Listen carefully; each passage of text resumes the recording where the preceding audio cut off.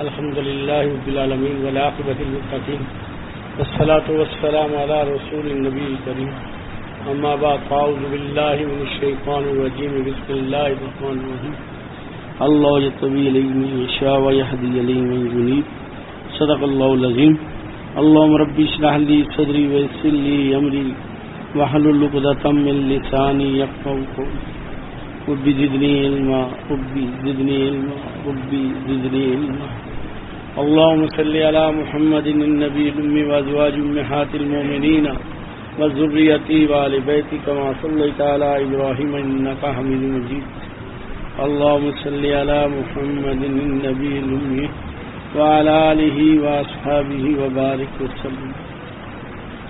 اللہ جل شانہ نے اپنی اس مخلوق انسان کو بے تحاشا نعمتیں عطا فرمائے. اللہ کی جو مخلوق ہے سب سے زیادہ نعمتیں، سب سے زیادہ عظمتیں، سب سے زیادہ قوتیں، شان، عزت انسان کو عطا فرمائے. اور اللہ رب العزت کے اس کے اندر استعداد بھی بہت زیادہ رکھی ہے. اس کی وجہ اس کے اندر جو روح منتقل کی گئی ہے وہ روح زمین میں نہیں پیدا کی گئی، وہ عالم عمر میں کی گئی، اور عالم عمر عرش اللہ کے اوپر ہے. پھر اس کے بعد اللہ جل شانہ نے عالم عمر میں روح سے کلام کیا، تو اللہ کے کلام کی برکت اس کی روح کے اندر ہے. اللہ سے اس نے کلام کیا، اس کی برکت ہے اس روح کے اندر. یعنی اللہ کے دیکھیں ہم حج جاتے ہیں حرم، تو ہم کتنے خوش نصیب سمجھتے ہیں کہ ہم حرم ہو کے آئے ہیں. تو جس نے اللہ سے کلام کیا اور اللہ کا کلام سنا تو اس کے اندر کتنی برکتیں ہیں. تو یہ روح کو برکات ہیں جو ملی ہیں. اصل جو بات سمجھنے کی ہے، جو ضرورت کی ہے، وہ یہ ہے کہ اللہ جل شانہ نے انسان کو تھوڑے سے کچھ اختیارات دیے ہیں اور باقی سب اپنے پاس رکھے ہیں. جو تھوڑے دیے ہیں اس اختیارات پہ ہی انسان کا مواخذہ ہوگا، اس کی پوچھ ہوگی. اللہ جل شانہ نے اسے صلاحیتیں بھی دی، قوتیں بھی دی، سارے اسباب بھی دیے، اور اللہ پاک نے اس کے بعد اس کو کہ یہ اس کو کیسے استعمال کرتا ہے. جیسے اب آپ کے کان ہیں تو کان سننے کی اہلیت رکھتے ہیں. اب آپ کی مرضی ہے کانوں سے گانے سنیں، نعت سنیں، دوشی اپنا کلام اللہ سنیں، نیک اللہ کا جو ہے نیک کاموں کی چیزیں سنیں، اور مختلف کانوں سے جو کام لیے جا سکتے. اسی طرح ہی آنکھیں اللہ نے دی، اس سے لوگوں کے عیب تلاش کرے، لوگوں پہ طنز کرے، وہ دیکھے آپ تلاش کر کے، یا ان کے عیب کو پھیلانے کے لیے دیکھے، یا یہ ہے کہ اپنی ان آنکھوں کو غلط استعمال کرے، فحاشی کی طرف استعمال کرے. تو یہ اس اعتبار سے بھی اس کا استعمال ہے. اور یہ بھی ہے کہ ان آنکھوں سے اللہ کی نعمتوں کو دیکھنا، اللہ کے گھر کو دیکھنا، یہ بہت بڑی شہادت ہے. ان آنکھوں سے آدمی جو دیکھتا ہے یہ چیزیں، تو یہ چیزیں قرآن کو دیکھے، ماں باپ کو دیکھتا ہے آدمی، نیک لوگوں کو دیکھتا ہے، نیکی کے کام دیکھے. آنکھیں بہت بڑی نعمت ہے. اس کی وجہ سے آدمی بڑے اعمال کرتا ہے، اور یہ اللہ نہ کرے چھن جائے تو آدمی کی 80-90% زندگی ختم ہو جاتی ہے. لیکن اس کے استعمال انسان کو اللہ نے دیا ہے. دی اللہ نے آنکھیں، لیکن استعمال دیا کہ زبان ہے یہ یا تو جنت کی طرف سیدھی لے جاتی ہے، جہنم کے گڑھوں میں پھینک دیتی ہے. حدیث مبارکہ رسول اللہ صلی اللہ علیہ وسلم فرمایا تم دو چیزوں کی ضمانت دے دو، یہ دو جبڑوں کے درمیان اور دو رانوں کے درمیان چلوں گا، میں تمہیں جنت کی ضمانت دیتا ہوں. آپ صلی اللہ علیہ وسلم فرمایا کہ میں نے دیکھا کہ لوگوں کو زبان سے پکڑ کے لٹکایا گیا. ایک تو گردن میں پٹا ڈالا، زبان سے پکڑ کے لٹکائے ہوئے.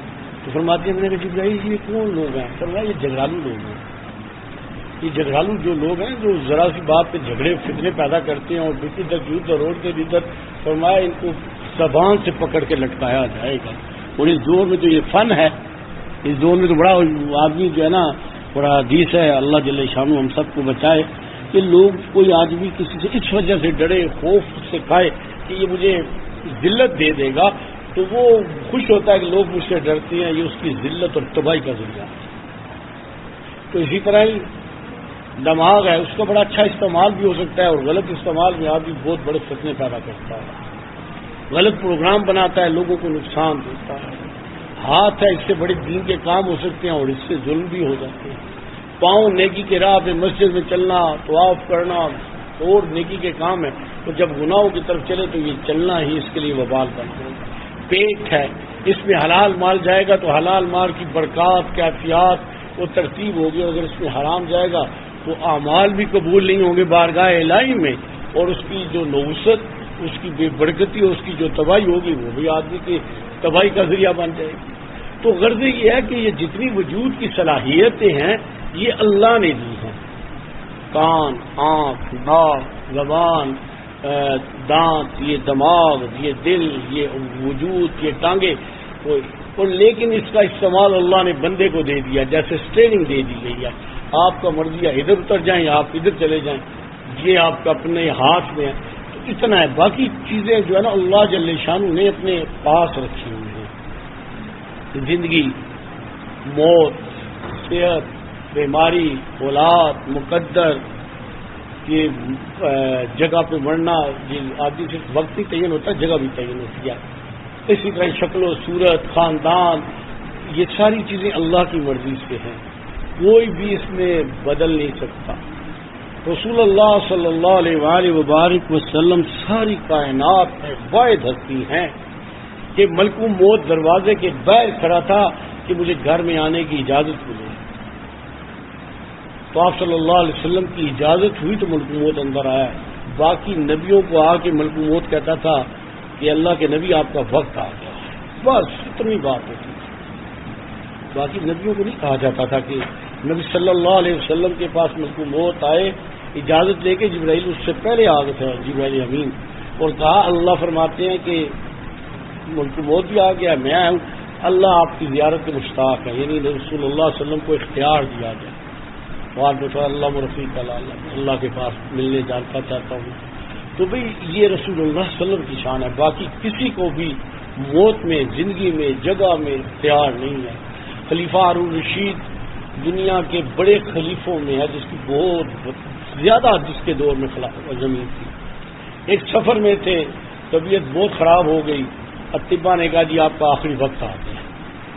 خلیفہ رشید نے کہا جتنا پیسہ مانگتے ہو میں پیسہ دوں، کسی طرح میں گھر پہنچ جاؤں۔ انہوں نے کہا یہ اختیار صرف اللہ کے پاس ہے، کسی کے پاس۔ اور خلیفہ خالد رشید دیار وطن، اسکندر اعظم اتنا بڑا جس نے دنیا کو ہلا دیا اور دنیا کو فتح، یہاں آ کے جب جار لگا تو مسافرت کی حالت میں مر گیا، تو اس نے کہا کہ جب میں مر جاؤں تو میرا جنازہ جب رکھنا تو میرے ہاتھ کفن سے باہر کر کے ایسے کھول کے لے کے جانا۔ انہوں نے کہا بادشاہ یہ کیا ہے؟ اس نے کہا دنیا کو پتہ چل جائے کہ جس نے ساری دنیا فتح کیا آج وہ کس طرح دیار وطن میں خالی ہاتھ جا رہا ہے۔ یہاں آ کے سارے اختیار ختم ہو جاتے ہیں، بے بسی اور لاچاری آ جاتی ہے۔ اتنی کی میڈیسن ایجاد بھی کوئی اپنی عمر نہیں بڑھا سکتا، ہے ہی نہیں ہے، کسی کے بس میں ہی نہیں ہے، کوئی کر ہی نہیں سکتا۔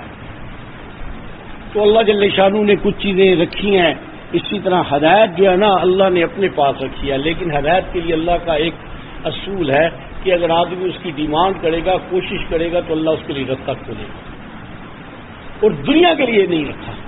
دنیا مقدر میں ہے، ان پڑھ ہے، جاہل ہے، امیر باپ کے گھر میں پیدا ہو گیا ہے، کھڑے پتی ہے۔ ہمارے ملک میں تو اکثر ہے، آپ دیکھ لیں، بات بھی کرنی نہیں آتی، اور جائیداد اتنی بڑی زمینیں اتنے دور تک ہے آدمی چل ہی نہیں سکتا ان کی زمین میں، لیکن اس کی مقدر کی بات ہے۔ اسی طرح کی بات لوگ میں نے کاروبار میں دیکھا ہے، انگوٹھا لگاتے ہیں، اور ان کا کاروبار اتنی وسیع ہے کہ ان کے ملازمت PhD کیے لوگ ان کے ملازمت دین اللہ جل شانہ طلب پہ دیتے ہیں۔ اللہ طبی علیہ میں سورہ شورا کی آیت ہے، اللہ جسے چاہتا ہے اللہ اسے ہدایت دیتا ہے، اسے اپنا بنا لیتا ہے، اسے سب کچھ دیتا ہے، اور جو کوشش کرتا ہے اللہ اس کا رستہ کھولتا ہے۔ یہاں یہ ضروری ہے کہ دین کے لیے آپ کی کوشش آخری سانس تک رہے۔ آپ بے نیاز ہی ہو جائیں گے، خیر اب بہت نمازیں بھی پڑھ لی، تہجد بھی پڑھ لی، حج بھی کر لیے، عمرے بھی کر لیے، مور نیکی کے کام بھی کر لیے، خیر ہے کچھ نہیں، آخری سانس تک اس کام کو لے کے چلنا ہے اور کرنا ہے، تب کامیاب ہے۔ اور جو کوشش کرتا ہے اللہ اس کا رستہ کھولتا ہے۔ دیکھنا ایک آدمی ہے، وہ دنیا کا کوئی فن سیکھنا چاہتا ہے تو دنیا کا فن سیکھ لیتا ہے، ڈاکٹر بن جاتا ہے، انجینئر بن جاتا ہے، پائلٹ بن جاتا ہے، بہت کچھ بن جاتا ہے، جو سیکھنا چاہتا ہے بن جاتا ہے، لیکن وہ عالم نہیں بنتا۔ وہ جو وکیل ہے تو ڈاکٹر نہیں بنتا. ہر بندہ اپنے شعبے کو سیکھتا ہے, بن جاتا ہے, اللہ اس کے راستے کھولتا ہے اور وہ چلتا جاتا ہے, بنتا جاتا ہے. اسی طرح جو شخص دین کے راستے کی کوشش کرتا ہے اللہ اس پہ دین کھولتا ہے, اور جو معرفت باری کے لیے کوشش کرتا ہے اللہ اس پہ معرفت باری کو کھول دیتے ہیں. یہ اللہ کا قانون ہے, یہ اللہ کا ضابطہ ہے. حضرت امام حنیفہ رحمۃ اللہ کروڑوں اربوں کھربوں رحمت نازل فرمائے, امت میں قیامت تک امت کو اس بندے نے آزاد کر دیا. اتنا بڑا فقہی نظام بنایا, اتنی محنت کی. حضرت امام حنیفہ رحمۃ اللہ علیہ کپڑے کا کاروبار تھا, تو صبح چلے جاتے, اپنی وہاں پڑھاتے بھی تھے, اور 40 کم و بیش تھے, وہاں بحث ہوتی تھی. تو جا رہے تھے تو ایک نان بائی کی دکان نہیں, نان لگانے روٹیاں لگانے والے کی دکان پہ نگاہ پڑی ان کی, تو اس کے پاس ایک لڑکے کو دیکھا. حضرت کھڑے ہو گئے وہاں. حدیث ہے کیا, مومن کی فراست سے بچوں اللہ کے نور سے دیکھتا ہے. آپ کی دوربین کچھ اور دیکھتی ہے, مائکروفون کچھ اور دیکھتا ہے, ہر چیز اپنا دیکھتی ہے. اللہ نے جن کے دلوں میں نور رکھا ہوتا ہے, جن کے اندر نور ہوتا ہے, وہ نور سے نور دیکھتا ہے. حضرت کی نگاہ پڑی تو نان بھائی جانتا تھا حضرت کو. کہا یہ بچہ کون ہے؟ کہا یہ یتیم بچہ ہے, اس کی ماں بیوہ اسے چھوڑ گئی ہے, اس کے پاس کھانے پینے کا بندوبست نہیں. تو کہتی ہے اس بچے کو اپنے پاس رکھ لو تو مجھے کچھ کھانے پینے کا بندوبست بن جائے گا. آپ نے فرمایا یہ بچہ میرے حوالے کر دے, اور وہ عورت آئے تو اس کو اس کے کھانے پینے کا بندوبست میں کر دوں. وہ لے گئے اس بچے کو. عورت اپنی اچھا بچے نے بھی گھر نہیں بتایا, آتا اور چلا جاتا. حضرت بچوں کی طرف سے پال رہے ہیں. عورت آئی اس کے پاس تو اس نے کہا وہ تو مولوی صاحب لے گئے تیرا بچہ, استاد جی لے گئے. وہ آئی تو اس نے آ کے رونا شروع کر دیا, آپ نے کیا کیا میرا؟ فرمایا بی بی نہ رو, جتنا اس نے دینا تھا اس سے زیادہ دوں گا, اس بچے کو نہ لے کے جانا ہے. میں اس بچے کی پریشانی میں نور دیکھتا ہوں. ابو یوسف سب سے بڑے امام حنیفہ کے بعد جو امام بنا ہوا ہے, کس جگہ سے اس ہستی نے کس بچے کو اٹھایا اور امت کا امام بنا, پہلا قاضی القضاء امت کا اس بڑے درجے. حضرت محمد آئے, چھوٹا سا بچہ ہے, آ کے کہا استاد جی سے سامنے بیٹھ کے, استاد جی میں آپ کے پاس فقہ کا تھا تو پڑھنا چاہتا ہوں. حضرت کا ایک مزاج تھا, ایسے نگاہ نہیں اٹھاتے تھے, حیا اس شخص پہ ختم ہو جاتا. رفیق القلب اتنے تھے کہ بعض دفعہ عشاء کے بعد ایسے پکڑ کے داڑھی روتے تو ساری رات روتے روتے وہ شخص گزرتا. حرم میں جب بھی جتنی دفعہ بھی گئے ہیں 2 رکعتیں قرآن مجید پڑھتے تھے, کبھی ناغا نہیں ہوا. بعض نے تو لکھا ہے کہ امام صاحب 80 میں پیدا ہوئے, 150 میں گئے ہیں تو 70 سال بنتی ہے. تو بعد میں لکھا ہے کہ 15 سال کی عمر میں پہلی دفعہ گئے ہیں, ناغا کبھی نہیں ہوا. لیکن بعد میں لکھا ہے کہ ناغا ہوئے ہیں, اختلاف ہے. لیکن یہ پکی بات کی حضرت کی مزاج کی نا اتنا والا, اور رمضان میں 63 قرآن جی ختم کرتے تھے. نبی صلی اللہ علیہ وسلم کی 63 سال عمر تھی اس اعتبار سے. تو حضرت امام حنیفہ رحمۃ اللہ علیہ نے کہا بیٹے آپ حافظ ہو؟ تو اس بچے محمد نے کہا جی میں حافظ نہیں ہوں. تو امام صاحب نے فرمایا کہ میرے پاس غیر حافظ شاگرد نہیں میں رکھتا. امام صاحب کے جتنے شاگرد ہیں سب حافظ قرآن ہیں. تو بچہ چلا گیا. 1 ہفتے 7 دن کے بعد بچہ آیا تو السلام علیکم استاد جی. السلام. کہا استاد جی آپ نے مجھے کہا تھا کہ میں اس نہیں رکھتا ہوں تو میں قرآن مجید حفظ کر رہا ہوں. چھوٹا سا بچہ ہے. امام صاحب نے کہا اچھا مجھے, امام صاحب خود حافظ تھے, مختلف جگہوں سے جہاں سے پوچھتے وہ بچہ پڑھتا تھا. وہ 7 دن میں حافظ بن کے آ گیا. وہ امام محمد ہے. جتنا فقہ حنفی کی کتابیں اس شخص کی لکھی, امام شافعی کے استاد. یہ میں بات کر رہا ہوں کوشش کی, جب کوشش کرے تو اللہ رستے کیسے کھولتے ہیں. امام شافعی رحمۃ اللہ علیہ 150 ہجری میں پیدا ہوئے, غریب تھے. اور امام شافعی رحمۃ اللہ علیہ کے والد فوت ہو گئے, ماں بیوہ تھی, غریب عورت تھے. مکے میں رہتے تھے, مکہ مکرمہ کے امام صاحب. اور حال یہ ہے کہ منا چلے گئے حج کے موقع پہ. منا گئے تو ایک بندے سے پوچھا کہ آپ کہاں سے آئے ہیں. وہ عالم تھا بہت بڑا. تو اس نے کہا مدینے سے. کہتے مدینے سے آیا رسول صلی اللہ علیہ وسلم کے شہر سے آئے ہو. چھوٹا سا بچہ 15-16 سال کا بچے کا عشق دیکھو. ہمارا تو 20 سال کے بچے کو پیشاب بیٹھنے کا بھی طریقہ نہیں آتا کہ بیٹھا کیسے جاتا ہے. تو جانوروں کی طرح تو اس کی زندگیاں ہیں. ماں باپ کو نہیں آتا وہ اسے کیا سکھائیں گے. تو اس کا آپ مدینے سے آیا رسول اللہ. ہاں. تو اس نے کہا تیرا جی چاہتا ہے وہاں جانے کو؟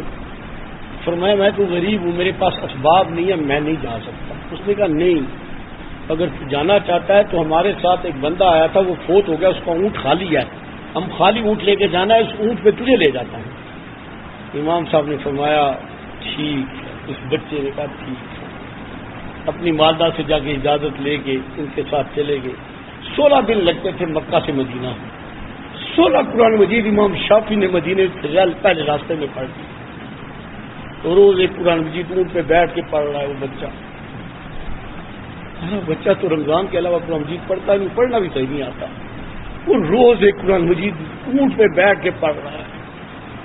جب اس بندے نے مسجد نبی میں پہنچایا تو وضو تھا امام صاحب کا, تو نماز کا ٹائم تھا, نماز میں شامل ہو گئے. نماز کے بعد ایک ہستی آئی, لمبا قد تھا امام مالک رحمۃ اللہ علیہ, کداوڑ تھے, ممبر پہ بیٹھ کے. تو سارے لوگ بیٹھے, تو امام بچہ بھی یہ بیٹھ گیا.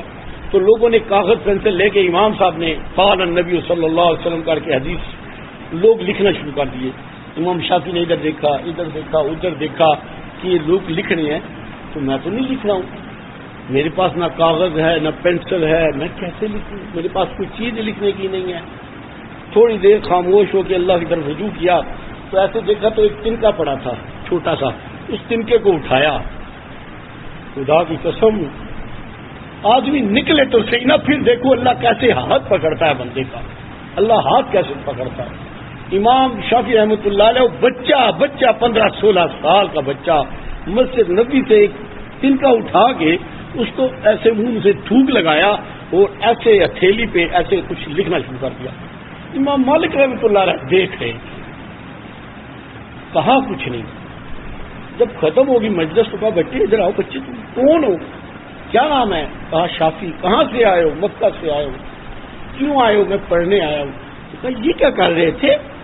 کہا اے امام میرے پاس کاغذ اور لکھنے کا سامان نہیں تھا, تو میں اپنی ہتھیلی پہ لکھ رہا تھا. تو امام مالک نے فرمایا ارے تھوک لگا کے حدیث پر لکھ رہا تھا, یہ تھوک کے ساتھ حدیث لکھ رہا تھا, یہ ٹھیک ہے عمل رسول اللہ کی حدیث لکھ رہا تھا. انہوں نے تو اپنے طور پہ ٹھیک کہا, لیکن وہ بچہ امام شافعی تھا. کہا امام میں ہتھیلی پہ لکھ نہیں رہا تھا, میں دل پہ لکھ رہا تھا. جب یہ بات کی تو امام مالک رحمۃ اللہ علیہ تھوڑے سے پریشان سے ہو گئے. کہا بچے جو میں نے حدیثیں پڑھی ہیں یہ آتی ہیں. امام شافعی رحمۃ اللہ علیہ نے 130 حدیثیں امام مالک کو سنا دی. وہی اللہ کے راہ میں نکلو, اللہ کی محبت میں نکلو, تو اللہ اس طرح ہاتھ پکڑتا ہے کہ آدمی زمین سے آسمانوں کے فاصلے ختم ہو جاتے ہیں. بغیر پڑھ کے آدمی اڑتا ہے, فاصلے وقت زمانے سارے ٹوٹ جاتے ہیں. پیسہ ہونا شرط نہیں, معاونت اسباب ہونا شرط نہیں, شرط ہے ایمان اور عشق اور چلنا. اللہ سارے اسباب خود بناتا ہے, ساری ترتیب اللہ خود بناتا ہے. تو بھی آج ہماری پرابلم کیا ہے؟ ہمارے سامنے دنیا, ہمارے دائیں دنیا, ہمارے بائیں دنیا, ہمارے اوپر دنیا, ہمارے نیچے دنیا, ہماری مقصد دنیا. اللہ جل شانہ کے وعدے ہیں کہ جو شخص اللہ کے لیے چلتا ہے اللہ اس کی دنیا بھی آسان بنا دیتے ہیں, بابرکت بنا دیتے ہیں. میں نے اپنی زندگی میں بڑے بڑے امیر لوگوں سے ملا بھی ہوں, دیکھا بھی ہوں, جن کی ایک ایک دن کی آمدن آپ سوچ بھی نہیں سکتے. لیکن ان کے ہاں اگر دین نہیں ہے نا, تم بیوی اور خاوند بولتے ہی نہیں, بچے باپ سے نہیں بولتے, آپس میں گھر کے تعلقات ہی خراب ہیں, گالی گلوچ کا تبادلہ ہوتا رہتا ہے. دین نہیں ہے. اور میں نے بھوکے لوگوں کو بھی دیکھا جن کے پاس کپڑوں کا بھی اہتمام اتنا نہیں, کھانے کا نہیں, لیکن دین ہے تو اخلاق, محبت, ادب اور قرآن اور کیفیات ایسی ہیں کہ گھر میں جاؤ تو پتہ چلتا ہے کہ آدمی مسجد الحرام میں آ گیا. وہ دین کی برکت ہے, وہ ترتیب کی برکت ہے. تو بھئی ہماری کوششوں کا محور جب دنیا ہوگا تو ہمیں اللہ دنیا دے گا, لیکن ہماری کوششوں کا محور جب اللہ کی ذات باری ہوگی تو اللہ اپنی ذات بھی دے گا، اور جو دنیا اللہ نے اس کے مقدر میں لکھی ہے وہ اللہ خیر کے ساتھ، برکت کے ساتھ، آسانی کے ساتھ، سہولت کے ساتھ، عزت کے ساتھ اللہ اسے نصیب فرمائے گا۔ اللہ اسے نصیب۔ دیکھیں کتنے لوگ ایسے ہیں مکان بناتے ہیں لیکن اس میں رہنا نصیب نہیں ہوتا، بننے سے پہلے خود چلے جاتے ہیں۔ ہم نے تو بہت کیس دیکھے ہیں، درخت لگایا اس کے پھل سے پہلے دنیا سے چلے گئے۔ ارے جوڑا پہنا تو جوڑا مقدر میں نہیں تھا، کفن پہننا مقدر میں تھا۔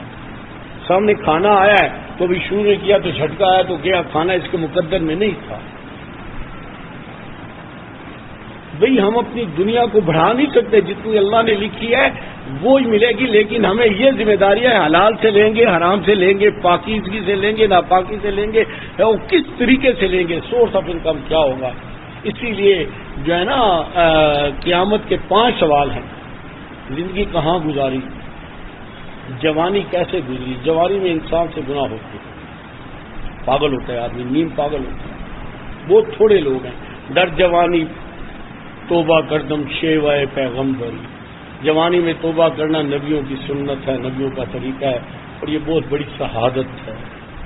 حضرت رحمۃ اللہ علیہ ایک دفعہ فرما رہے تھے روح کے بارے میں، فرماتے تھے کہ جب آدمی بوڑھا ہو جاتا ہے نا تو اس کے جیسے اعضاء و جوارے بھی ناکارہ ہونا شروع ہو جاتے ہیں، کمزور ہو جاتے ہیں، اور اس کی تعداد بھی کم ہو جاتا ہے، بھاگنے والا چل نہیں سکتا، اٹھ نہیں سکتا، لیٹ نہیں سکتا، لیٹ کے بیٹھ نہیں سکتا، تو اس کی روح کے اندر بھی قوت کم ہوتی ہے۔ الا جن کی جوانیاں اللہ علیہ میں گزری ان کا بڑھاپا جوانوں سے زیادہ قوی ہوتا ہے، ان کی روح اس سے زیادہ قوی ہوتی ہے، اس دین کی برکت سے اور اللہ کے تعلق کی برکت سے، اس نور کی برکت سے ان کے اندر اللہ جل شانہ یہ حضرت مولانا ذکی رحمہ اللہ نے ایک جگہ واقعہ لکھا ہے، فرماتے ہیں کہ ایک شخص بزرگ ہے، نام لکھا انہوں نے محدث کو، تو فرماتے ہیں کہ مجھے پتا چلا کہ میرا وہ دوست ساتھی بیمار ہے اور زیادہ اس کو تکلیف ہے۔ فرماتے ہیں میں اس کے پاس چلا گیا، میں نے سلام کر کے اس کے پاس بیٹھ گیا، اور جب میں اس کے پاس بیٹھ گیا تو اچانک اس نے مجھ سے باتیں کرتے، بات کے بعد رک گیا، اور پھر اس کے بعد وہ کس طرف متوجہ ہوا، اور متوجہ ہو کر اس نے منہ ایسے پھیر کے کہتا ہے نہیں مجھے نہیں ضرورت، میں نے کیا کرنا، مجھے ضرورت نہیں۔ حضرت کیا ہو گیا آپ کو؟ فرمایا میرے سامنے جنت کر دی گئی اور مجھے میرا مقام دکھایا گیا، پھر تو آ رہا ہے، میں نے منہ پھیر لیا، اس جنت کے لیے اللہ نے زندگی گزاری، اللہ کی ذات و تجلیات کے لیے کی تھی، زیارت کے لیے کی تھی، جنت کو میں نے کیا کرنا۔ فرماتے ہیں کہ اتنا کہا اس نے، اس کے بعد کمرے میں ایک عجیب نور ہوا اور میں نے ان کی طرف دیکھا تو ان کی روح قبض ہو گئی۔ یہ ہو سکتا ہے کہ آدمی اللہ کے ساتھ وفا کرے، اللہ سے بے وفائی کرتے۔ آپ کا ملازم ہو، کافی ملازم ہو، اور ملازموں میں ایک ایسا ہو جو آپ کی جان، مال، عزت، اولاد، آپ کی ہر چیز کا بہت خیال کرتا ہو، تو کیا آپ اسے دوسروں کی طرح ٹریٹ کریں گے؟ کبھی بھی نہیں کریں گے۔ آپ کو اس کے ساتھ معاملہ جدا ہوگا، اس لیے آپ کو پتہ ہے یہ وفادار ہے، باقی بے وفا ہیں۔ جو اللہ کا وفادار ہوتا ہے نا، پھر اللہ سب سے زیادہ قدردان ہے، قدردان ہے۔ خدا کی قسم اللہ وہ اچھا وقت نصیب فرمائے، بعض لوگوں کی موت ساری دنیا کی عیدوں سے زیادہ خوش نصیب اور بابرکت موت کا وقت ہوتا ہے۔ اللہ انتظار فرما رہے ہو، میرا بندہ آ گیا، میری بندی آ گئی۔ یہ کیسے ہو سکتا کہ ایک آدمی ساری زندگی لونڈروں کی طرح، جانوروں کی طرح زندگی گزارتا رہا اور دوسرا اپنی زندگی کو اللہ کے سپورٹ کر دیا، تو دونوں کی ایک ہوگا؟ کیسے ہو سکتا ہے؟ نہیں ہو سکتا، ایسا نہیں ہو سکتا۔ جو دنیا کے لیے جی رہا ہے، لوگوں کے لیے جی رہا ہے، مال کے لیے جی رہا ہے، اور ایک اللہ کے لیے جی رہا ہے، تو کیسے برابر ہوں گے؟ نہیں ہو سکتا ہے ایسا۔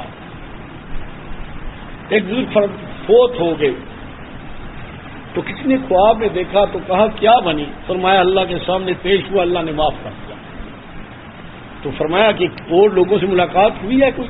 فرمایا ہاں، میں نے امام احمد بن حنبل رحمۃ اللہ علیہ کو دیکھا، وہ 6 مہینے سے اللہ کا صرف دیدار ہی کر رہے ہیں، انہیں 6 ماہ ہو گئے تھے فوت ہوئے، اللہ نے روک لیا میرا دیدار۔ یہ اللہ کے ہاں سے نا ہم نے یہی سمجھا ہے کہ ہماری کوششوں سے ہوتا ہے، ظاہراً ہوتا ہے لیکن پھر بھی نہیں ہوتا۔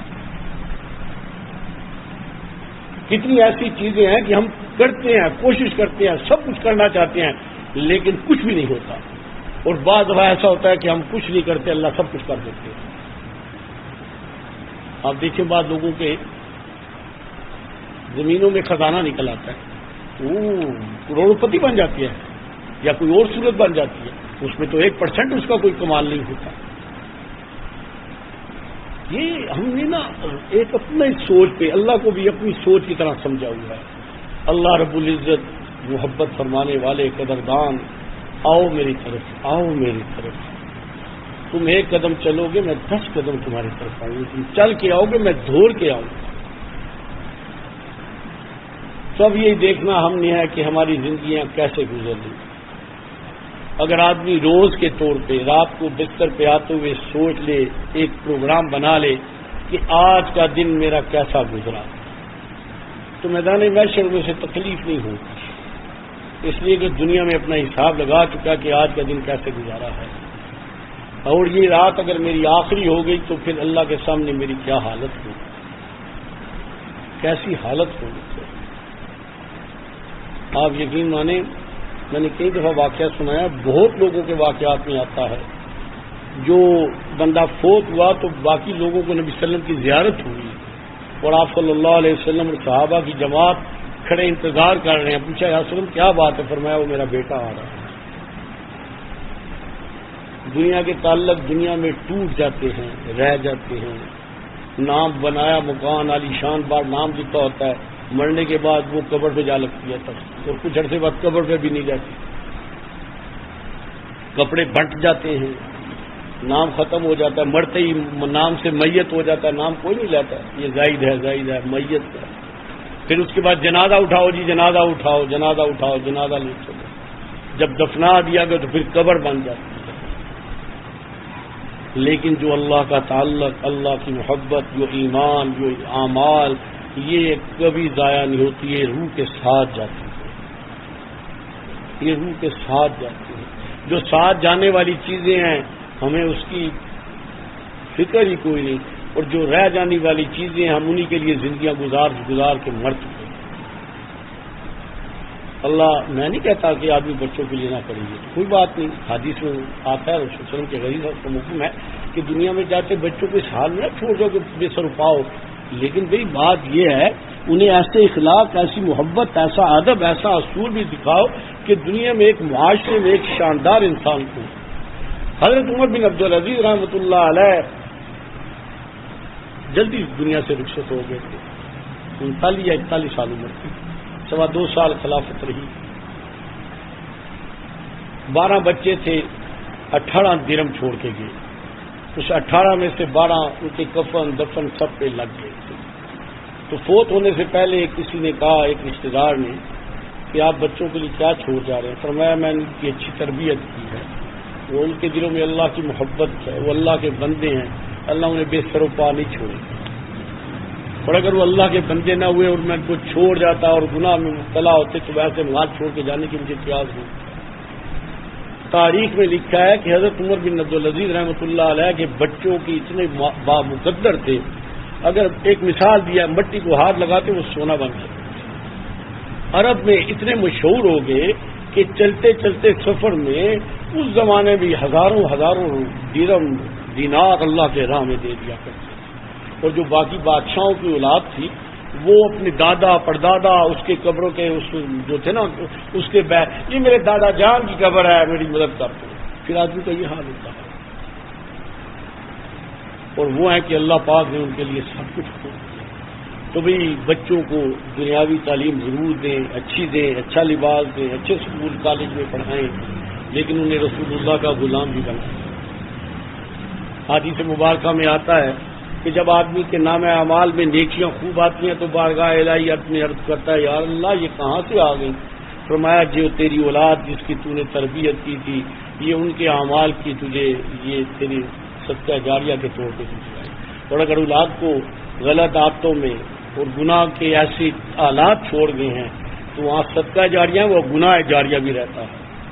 میں نے آج صبح بھی کہا کہ ایک بیوی کا اسے مجھے ٹیلی فون آیا کہ جی وہ کشف ہوگا یا خواب کا ہوگا، جو بھی صورت ہوگی، کہ حالت اچھی ہوتی ہے تو اچھی تھی، پھر ہوا، پھر پڑا گیا، ٹھیک ہوگی، پھر ہو جاتی ہے، تو یہ مرنے کے بعد کیوں ہوتا ہے؟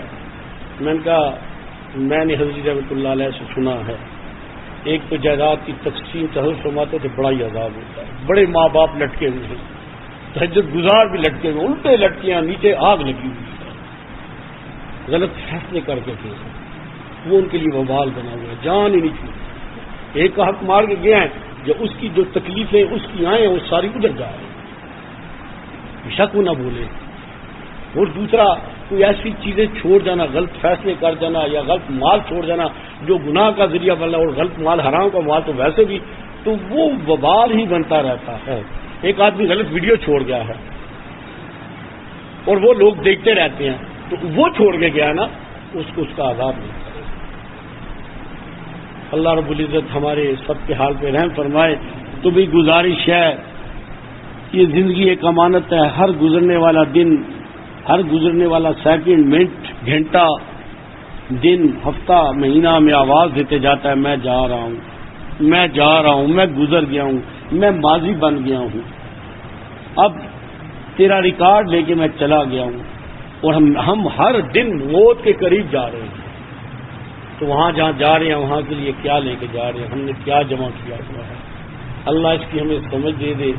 دیکھیں دنیا اللہ پاک نے بنائی ہے اور ہمارے لیے بنائی ہے، فرشتوں کے لیے نہیں بنائی، جنات کے لیے نہیں بنائی، جانوروں کے لیے نہیں بنائی، ان سب کو بھی اللہ نے ہماری خدمت پہ لگایا ہے، لیکن جس نے ہمیں پیدا کیا اس نے ہمیں اپنی ذات کے لیے پیدا کیا ہے، ہم نے ترتیب بدل دی ہے، جس کے لیے پیدا کیا گیا تھا اسے چھوڑ دے گا، جو ہمارے لیے پیدا کیا تھا ہم نے ان کو مقصد بنا دیا ہے۔ گاڑی سفر کے لیے ہوتی ہے، مقصد تو ہے نہیں، آدمی اسے سونا بھی شروع کر دے، پیشاب پکانا بھی کرنا شروع کر دے، تو سفر کے لیے ہے۔ یہ زندگی کی ترتیب بھی ایسا ہی ہے، ہم نے اس کی ترتیب کو جب بدلتے ہیں تو دنیا کی بھی بس سکون۔ ایک آدمی پاؤں سے چلتا ہے تو کہ جی میں نے تو الٹا چلنا ہے نا، تو الٹا چل تو لے گا لیکن تکلیف کتنی اس کو ہوگی، گر جائے گا، چوٹ لگ جائے گی۔ تو اسی طرح بھی اللہ جل شانہ نے جو ہمارے زندگی کو بنایا ہے، اللہ کرے کہ ہماری زندگی اللہ کے حکموں اور رسول اللہ صلی اللہ علیہ وآلہ وبارک وسلم والے اعمال پہ آ جائے۔ جانا ہے، سب نے جانا ہے، لیکن موت کے دن مزہ آ جائے۔ اللہ مجل خیر عمری آخر و خیر عمل خواتین و خیر الایام یوم القاک فی۔ کتنی خوبصورت ہے یہ دعا۔ اللہ زندگی میں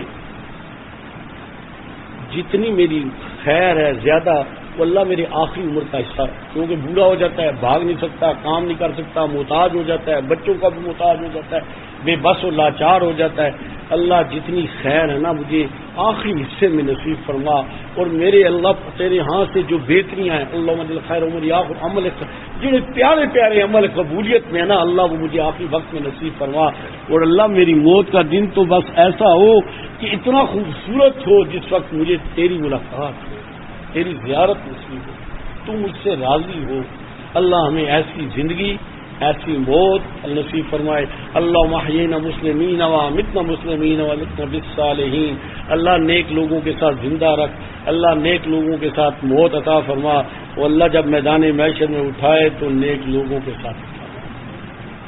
باقی یاد رکھ لیں یہ سب کچھ عارضی ہے۔ ہمارے مکانوں میں کچھ ایسے مکان ہیں جس میں چوتھی پانچویں پشت چل رہی ہے، پرانے مکان، چھٹی ساتویں وہ دکانیں ہیں، بازار جو پرانے ہیں، ساتویں چھٹی پشت چل رہی ہے، یہ چلے گئے، نام بھی نہیں پتا کدھر چلے گئے، گھوم کے، تو بھئی ہم نے بھی چلے جانا ہے۔ اللہ کرے کہ چلے بھی جائیں تو اولادوں کو ایسے اعمال پہ کھڑا کر دیں کہ ہم تو 5 نمازیں پڑھتے تھے اور ہمیں روزانہ 500 نمازوں کا ثواب آتا رہے۔ ہم اپنی نسلوں کو ایسا چھوڑ کے جائیں کہ نسلوں پہ ثواب ہمیں روز ملے، روز جائیں، روز ہمیں ملے، کہ یہ اولاد ہم ایسی چھوڑ دیں، اور جب میدان محشر میں رسول اللہ صلی اللہ علیہ وسلم سے زیارت اور ملاقات ہو تو آقا خوش ہو جائیں کہ تو نے اپنے بچوں کی بہت پیاری تربیت کی تھی۔ اللہ ہمیں ایسی زندگی موت اور حشر نصیب فرمائے۔ اللہ ہم سب کے گناہوں کو، غلطیوں کو معاف فرمائے۔ السلام علیکم۔